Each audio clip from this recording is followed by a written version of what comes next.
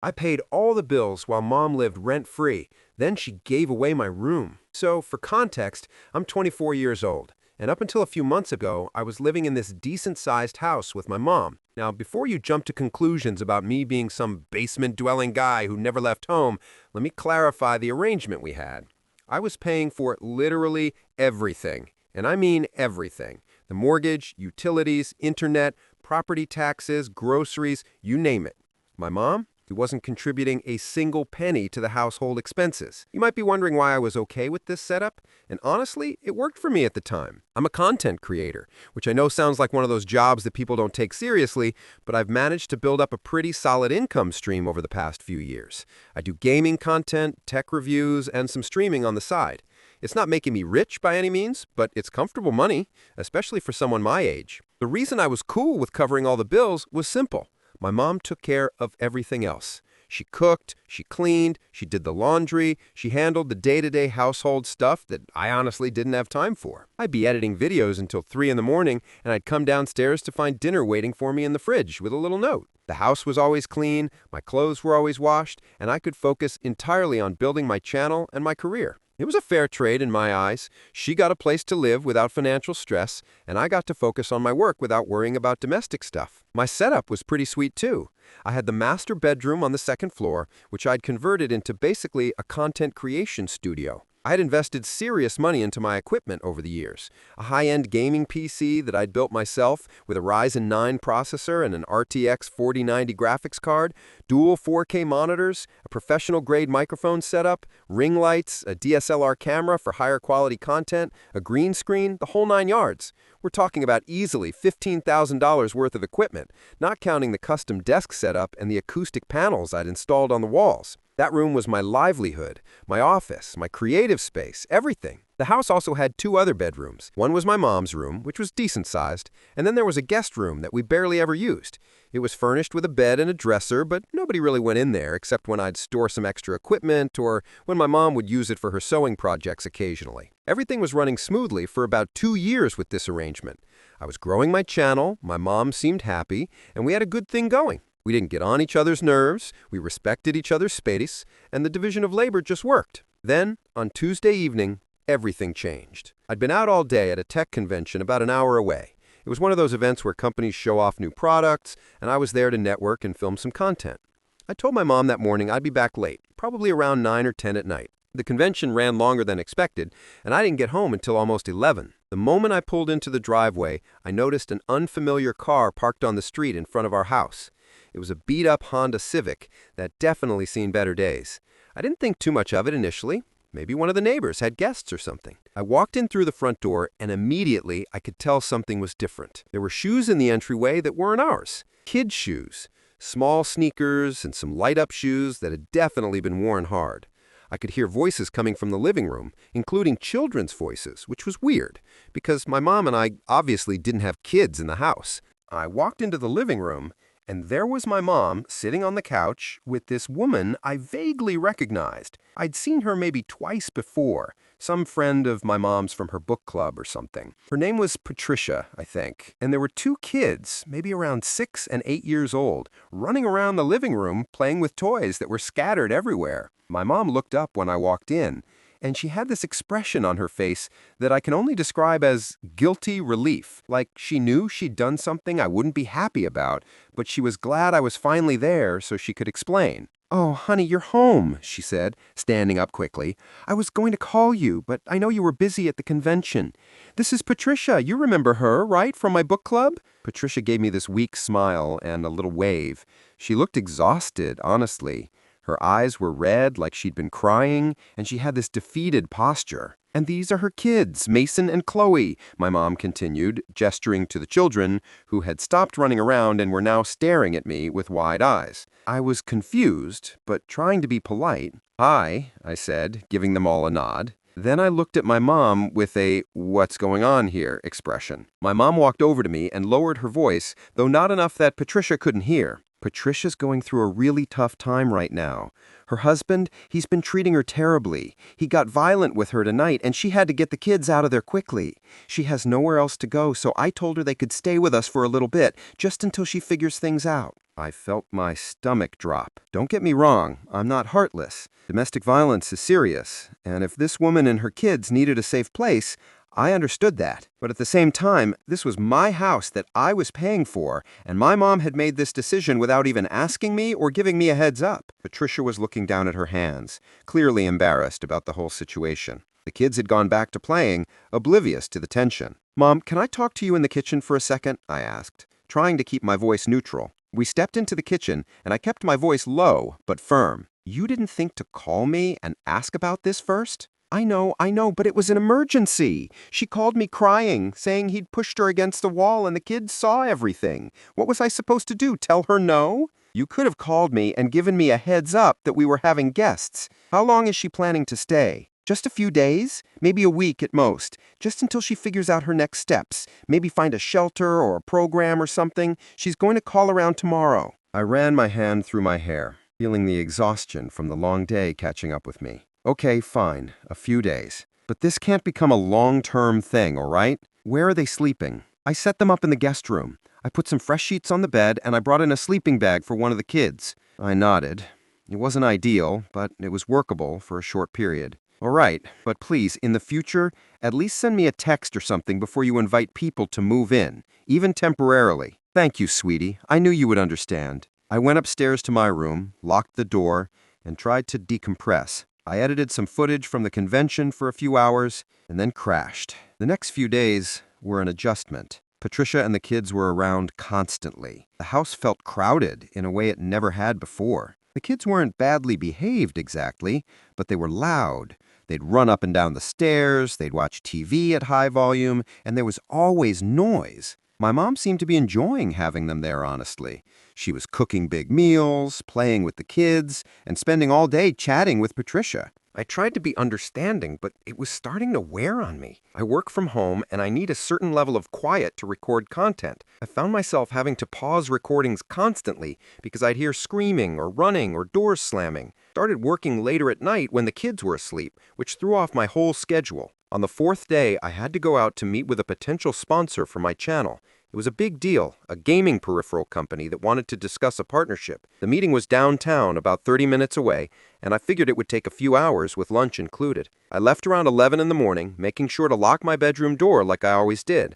My equipment was valuable, and I didn't want anyone accidentally messing with anything. The meeting went great. We talked numbers, they loved my content, and we were looking at a contract that would be really good for my channel's growth. I was in a fantastic mood driving home around 3 in the afternoon. But that mood evaporated the second I got to the top of the stairs. My bedroom door was wide open. I know I locked it. I'm obsessive about locking that door because of all the expensive equipment. My heart started pounding as I approached the room, and what I saw inside made my blood pressure spike immediately. All of Patricia's stuff was in my room. Suitcases, bags of clothes, kids' toys scattered across the floor. One of the kids, the younger one, was literally running in circles around my room, holding what looked like one of my expensive camera lenses like it was a toy. And the older kid, Mason, was sitting at my desk, in my chair, playing some game on my computer. The screen showed he was on my main profile, and he downloaded some game I didn't recognize. My Discord was open in the background, and I could see messages from people I collaborate with. My file structure was visible. This kid had access to everything.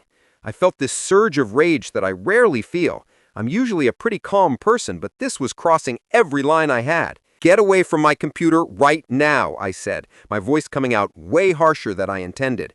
The kid jumped, startled, and looked at me with wide eyes. "Mason, Chloe, come here now," I said, trying to moderate my tone, but not really succeeding. The younger kid dropped the camera lens onto my bed, thank God, and they both scurried out of the room looking scared.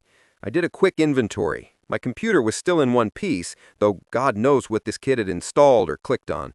My monitors were fine, the camera lens seemed okay, but my space, my sanctuary had been completely invaded.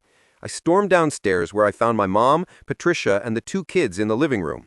Everyone looked up when I came down. "We need to talk now," I said to my mom, not even trying to hide how angry I was. "What's wrong?" my mom asked, but I could tell by her expression she knew exactly what was wrong. "Can we talk privately?" I said, through gritted teeth. We went into the kitchen again, and I didn't even wait for her to say anything.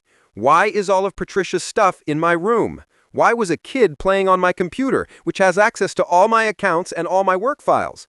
My mom sighed and crossed her arms. Okay, so I was going to talk to you about this. The guest room is pretty small, and with Patricia and 2 kids, it's really cramped in there. They need more space. Okay, so, she continued, so your room is the biggest room in the house. It makes more sense for them to have that space since there's 3 of them. You're just one person. You could move into the guest room temporarily, and they could use your room. It would just be for a little while. I stared at her, genuinely not believing what I was hearing. You want me to move out of my room, the room I pay for in the house I pay for, so your friend and her kids can have it? Don't be dramatic, my mom said. It's not like I'm kicking you out. I'm just asking you to be flexible and compassionate. They're going through a hard time. And what about all my equipment? I asked. Did you see that kid on my computer? Do you have any idea how much that setup costs? That's my job, Mom. That's how I pay for this house. They can be careful, she said dismissively, and honestly, it would be good to let the kids use the computer sometimes. They need something to keep them entertained. You can take your computer with you to the guest room if you're that worried about it. I felt like I was in the Twilight Zone. The guest room barely fits a bed. Where exactly am I supposed to set up thousands of dollars of equipment and continue doing my job? You'll figure it out, she said, and I could tell she was getting annoyed with me now. You're always on that computer anyway. You can work in there. I already moved their stuff in because I didn't know how long you'd be gone, and I didn't want them to be uncomfortable. You had no right to do that, I said, my voice rising. That's my room, my private space, my office. You didn't ask me. You didn't even tell me you were doing this. I live here too, she shot back. I should be able to have guests and make decisions about the house. You live here rent-free, I reminded her. I pay for everything. You don't get to make unilateral decisions about my space. We went back and forth for another few minutes, but it was clear we weren't getting anywhere. She genuinely couldn't see why this was such a massive violation to me. She kept going on about compassion and flexibility and how I was being selfish. Finally, I just walked away mid-conversation. I went back upstairs, and Patricia was standing in the hallway looking mortified. I'm so sorry. I didn't know she hadn't talked to you about this. I can move everything back to the guest room. Part of me wanted to be angry at her too, but looking at her exhausted face, I could tell she was just as much a victim of my mom's decisions as I was. It's not your fault, I said, trying to soften my tone. But yes, please move everything back. I need my room and my equipment for work. Of course, she said, and she immediately started gathering the kids' toys. I helped her move everything back to the guest room, which took about an hour. The whole time, my mom stayed downstairs, clearly upset with me. Once everything was moved, I went back to my room and locked the door. But I couldn't even focus on work. I just sat there, staring at my monitors, feeling this overwhelming sense of violation and disrespect. That's when I made my decision. I needed to move out. I loved that house, honestly. It was comfortable, the neighborhood was nice, and the arrangement with my mom had worked for years. But this showed me that my mom didn't respect me, my work, or my boundaries. And if she could just give away my room without even asking, what else was she capable of? That night, I started looking for apartments. I didn't tell my mom what I was doing. I just browsed listings, made notes, calculated what I could afford. I found a few promising leads for one-bedroom apartments within about 20 minutes of where I was. They'd be more expensive than paying the bills for the house, since I'd be covering rent plus utilities on my own, but at this point, it was worth it for my peace of mind and my career. The next morning, I went to a hardware store and bought a new doorknob with a keyed lock for my bedroom door. The old one was a basic lock that could be opened with a bent paper clip, and clearly that wasn't secure enough. I installed it myself, which took about 30 minutes, and I made sure I had both keys on my keychain. My mom noticed immediately. That afternoon, she tried my door and realized it wouldn't open. She knocked and I opened it. "What's with the new lock?" she asked, trying to sound casual but clearly annoyed. "Making sure my work equipment stays secure. Can't have kids or anyone else getting in there and messing with stuff that costs more than a car." "That's pretty extreme," she said. "You're acting like we're criminals." "I'm protecting my livelihood," I replied. "This is non-negotiable." She didn't like it, but there wasn't much she could do about it. Over the next few days, both she and Patricia tried multiple times to talk to me about being more welcoming and helping out more. They seemed to think if they just explained the situation enough times, I'd suddenly agreed to give up my room and my computer. Every time they tried to start that conversation, I'd just grab my keys and leave. I'd go to a coffee shop or the library and work from there. I wasn't going to engage with that discussion anymore because my mind was made up. It took me about a week, but I finally found the right place. It was a one-bedroom apartment in a newer building, about 15 minutes from my current house. It was on the 4th floor with good natural light, and the bedroom was big enough to fit all my equipment comfortably. The kitchen was small but functional, and it had in-unit laundry, which was a huge plus. The rent was $850 a month, which was manageable with my income. I set up a viewing, loved it, and within 2 days, I'd filled out the application, passed the background check, and signed a 12-month lease. The landlord was great, and I could move in immediately since the previous tenant had already moved out, and they'd finished cleaning it. I didn't tell my mom any of this while it was happening. I just kept going through my normal routine, working in my locked room, leaving when they tried to pressure me, and making plans. Finally, once everything was signed and official, I came downstairs one evening where my mom and Patricia were watching TV. "I need to tell you something," I said to my mom. She muted the TV and looked at me expectantly. "I found an apartment, signed a lease, and I'm moving out this weekend." Her face went through about 5 different expressions in 3 seconds. Shock, confusion, anger, and then this forced calm. "What are you talking about?" she asked. "Exactly what I said. I'm moving out. I've already got the apartment, and I'm taking all my stuff this weekend." "You're being ridiculous," she said, standing up. "You're really going to move out over this? Over me trying to help a friend?" "You gave away my room without asking me," I said calmly. "You let kids mess with equipment that I need for my job. You've made it clear that you don't respect my boundaries or my work. So yes, I'm moving out." "Where am I supposed to get the money for all the bills?" she asked. And there it was, the real concern. "That's not my problem anymore," I said. "You're an adult. You'll figure it out. Maybe Patricia can help contribute since she's living here." Patricia looked incredibly uncomfortable, sinking into the couch like she wanted to disappear. "You can't just leave me high and dry like this," my mom said, her voice rising. "I raised you. I took care of you. And this is how you repay me?" "You mean like how you took care of the house while I paid for everything?" I asked. "That was our arrangement, Mom. I held up my end. You decided to violate it. I'm just responding to your choices." We argued for another 20 minutes, but my decision was final. Eventually, she realized I wasn't backing down, and her approach changed. She got quiet, said she'd help me pack, and that she hoped I'd reconsider. That Saturday, I rented a U-Haul van. My mom did help me load things up, though she was quiet the whole time. I carefully packed up all my computer equipment, my monitors, my gaming systems, my clothes, my personal items, everything that was mine. The furniture in my room had come with the house, so I left that. I took one last look at the room that had been my creative space for 2 years, and honestly, I felt more relief than sadness. I was getting out of a situation that had become toxic. The new apartment felt amazing. It was smaller, sure, but it was mine. My space, my rules. I spent the whole weekend setting everything up, getting my equipment arranged perfectly, making sure my internet was working at full speed. By Sunday night, I was completely moved in and already felt more at peace than I had in weeks. Of course, I immediately stopped paying any bills from my mom's house.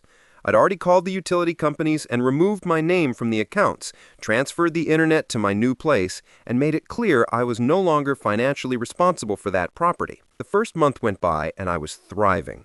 My content quality actually improved because I had complete quiet and control over my environment. No unexpected interruptions, no noise from kids running around, no one trying to guilt me into giving up my workspace. I was sleeping better, eating better, and genuinely happy with my decision. Then the texts started. My mom had apparently received the utility bills for the first month, and she was not happy. The texts started polite enough. "Hey, honey, I just got the electric bill and it's $240. That's really high. Do you think you could help me out this month?" I texted back, "Sorry, can't help with that. Maybe Patricia can contribute." Then came the water bill, the gas bill, the property tax bill, the internet bill since she'd had to get her own connection. Each time she'd text me about how expensive everything was, how she didn't realize costs were so high, how she could really use some help. Each time I gave her the same response. "That's not my responsibility anymore. You have a roommate who can help." Sometimes she'd tried different approaches. She'd talk about how hard things were, how Patricia wasn't contributing as much as she'd hoped, how she was struggling to make ends meet. I sympathized to a point, but I didn't budge. She'd made her choice to prioritize her friend over respecting her son, and now she was dealing with the consequences. This went on for about 2 months. Her texts became less frequent, and I figured she'd finally accepted the situation and found a way to manage. Then I got the call. It was a Tuesday night, around 8. I was in the middle of editing a video when my phone rang. It was my mom, so I answered. The moment I picked up, I heard crying. Not just sniffling, but full-on sobbing. "Mom, what's wrong?" I asked, genuinely concerned, despite everything. It took her a moment to compose herself enough to speak. "Patricia robbed me. she finally got out between sobs. "What do you mean she robbed you?" I asked, putting my headphones down. "She said I went to the grocery store this afternoon. It was gone for maybe an hour and a half. When I came back, the front door was wide open. Patricia and the kids were gone, her car was gone, and she took everything she could carry." "What did she take?" I asked. "My laptop, my jewelry, my TV from my bedroom, some of my clothes, money I had in my dresser, my mom's silverware set, even some of my kitchen appliances. She cleaned me out, and she's just gone. I tried calling her phone, and it's disconnected. She blocked me on everything." Despite everything, I felt a pang of sympathy. Getting robbed by someone you trusted is genuinely awful. But I also couldn't ignore the irony of the situation. "Did you call the police?" I asked. "Yes, I filed a report, but they said since I'd let her stay there and she had access to everything, it's going to be hard to prove it was theft and not just her taking her own belongings. They said they'd investigate, but not to get my hopes up," she said, crying again. There was a long pause, and then she said what I knew was coming. "I need your help. Can you come over? Or can I come stay with you for a while? I don't feel safe here alone." I took a deep breath. "Mom, I'm sorry that happened to you. I really am. Getting robbed by someone you trusted is genuinely awful. So you'll help me?" she asked, a note of hope in her voice. "No," I said firmly. "This is the consequence of the choice you made. You decided to let her into the house without asking me. You prioritized her comfort over respecting your son who was paying for everything. You pushed me out of my own space.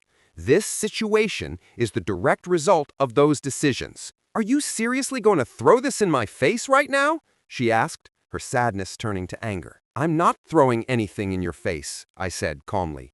"I'm just stating facts. You made your choice. You chose her over me. And now you're dealing with the fallout of trusting someone you barely knew over the son who'd been taking care of you. So you won't help me at all?" she asked. "I can't help you," I said. "I've moved on. I have my own life now, my own place, my own responsibilities. What happened to you is unfortunate, but it's not my problem to solve." "What about me moving in with you?" she asked. "Just temporarily, until I figure things out." "Absolutely not," I said. "I've already been through that stage of my life. I'm not going backward. You have a house. You'll figure out how to manage it." "I can't believe you're being this cold," she said. "I'm being realistic," I replied. "You need to live with the consequences of what you did. You chose to trust Patricia over me. You chose to disrespect my boundaries. You chose to prioritize her needs over our arrangement. These are your consequences. Deal with them." She tried to argue more, but I could tell she was exhausted from crying and from the stress of the situation. Eventually, she said she had to go and hung up. I sat there for a moment after the call ended, staring at my phone. Did I feel bad for her?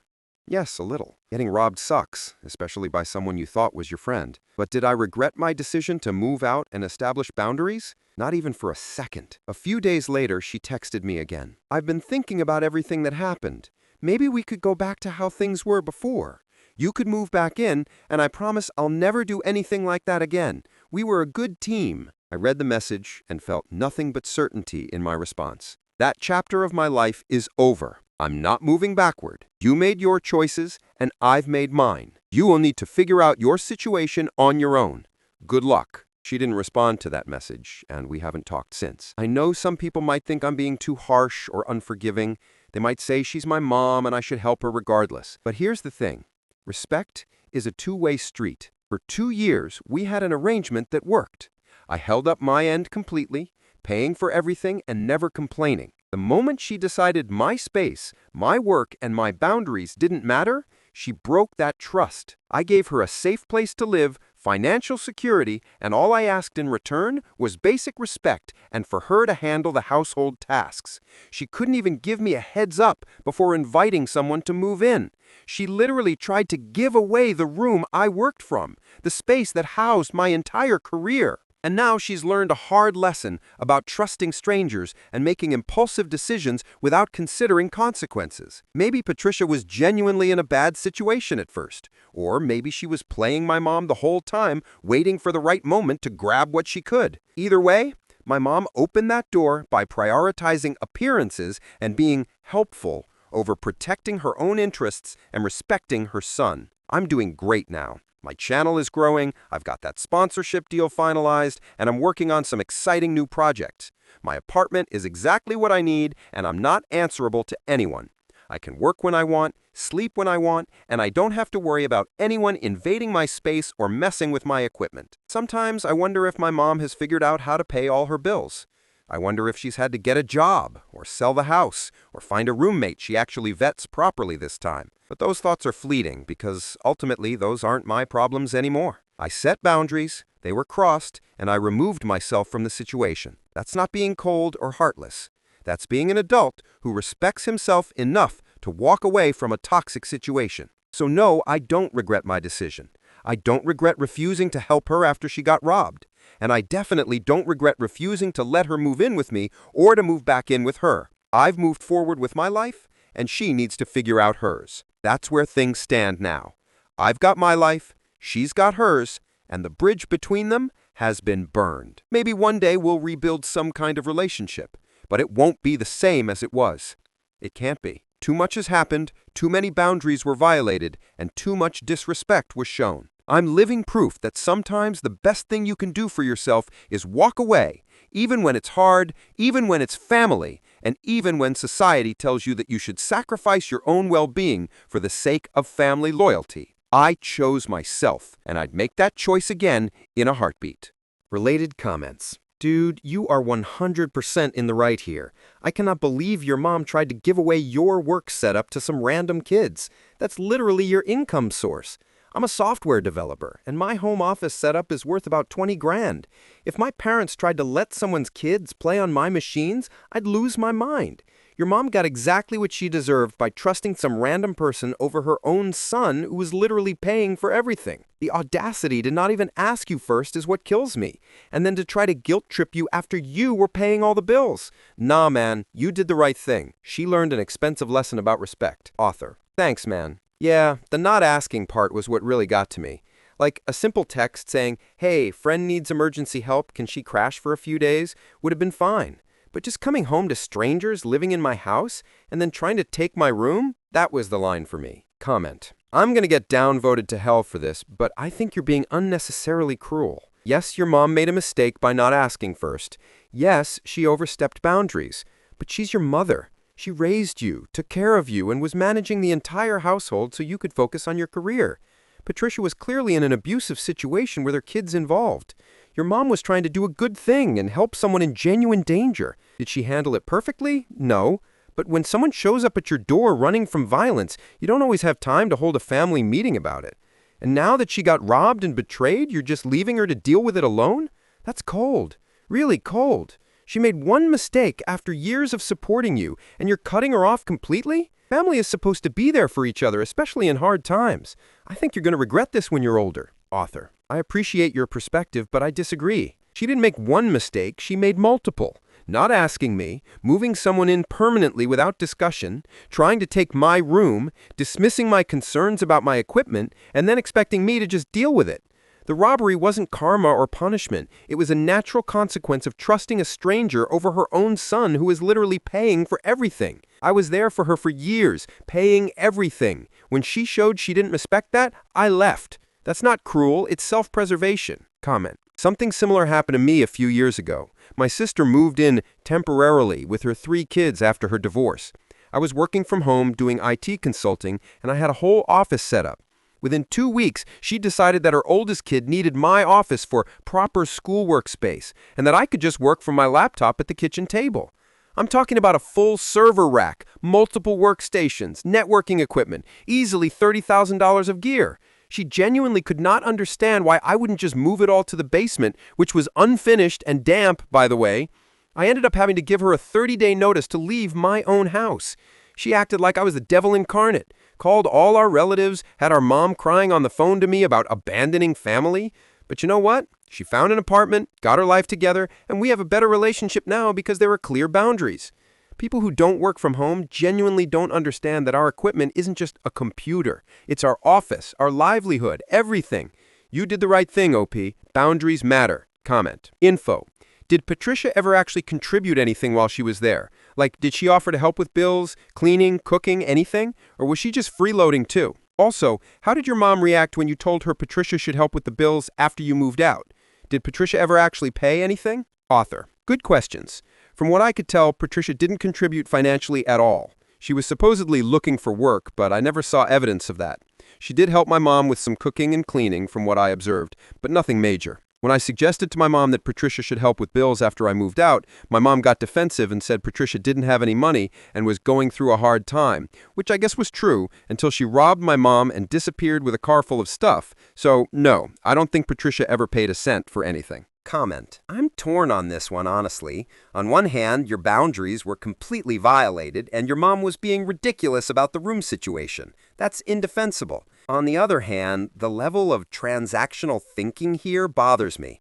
I paid the bills, so I make all the rules. Like, yes, technically true, but that's your mom. You lived in her house. I assume she owned it or was the primary on the mortgage, and you described the arrangement like it was a landlord-tenant situation or a business contract. I'm not saying you should have given up your room or let the kids destroy your equipment, but maybe the answer was better communication and compromise, rather than immediately going nuclear and moving out. Like, could you have sat down with your mom and Patricia and set clear rules and timelines? The part where you refused to help her after she got robbed just sits wrong with me. She trusted the wrong person and paid for it. Rubbing salt in that wound seems petty. I don't know, man. I guess I'm just sad that this ended with you two not speaking rather than working it out. Author. Fair points. For context, I was on the mortgage and the deed. We co-owned the house, but I paid 100% of the expenses. So it wasn't her house, technically, it was ours, which is why I felt even more justified in having a say. As for going nuclear, I tried talking to her multiple times. She dismissed every concern and tried to manipulate me with her friend. When someone shows you they don't respect you after years of you supporting them, sometimes the only answer is to remove yourself. Not nuclear, just self-respect. Comment. The fact that your mom told you to just leave your computer for the kids to use is absolutely insane. I cannot wrap my head around that level of entitlement and ignorance. Let me get this straight. You pay for literally everything. Your room is your office and income source. She lets strangers move in without asking? She tries to evict you from your own room? She wants you to leave $15,000 of equipment for children to play with? And she acts like you're the problem. And then, shocked Pikachu face when the stranger she trusted over her own son robs her blind. OP, you have the patience of a saint for even helping them move back to the guest room. I would have lost it right there and started packing that day. Your mom learned a very expensive lesson about respect, boundaries, and trusting random people over family members who are actually supporting you. The people in these comments saying you're being cruel are delusional. You supported her for years. She betrayed that trust in the worst possible way. Actions have consequences. Good for you for standing up for yourself. Your career is thriving, and you're in a better place. That's what matters. Author. Thank you. Yeah, the just leave your computer comment was the moment I knew I had to get out. Like she genuinely thought a $15,000 professional setup was just a toy that could be shared. That showed me she never actually respected what I did for work, even though that work was paying for her entire life. Appreciate the support. Write what you think about this situation. Also, if you like this video, give a thumbs up, subscribe, and turn on the bell to receive notifications about the latest videos. See you next time. Bye-bye.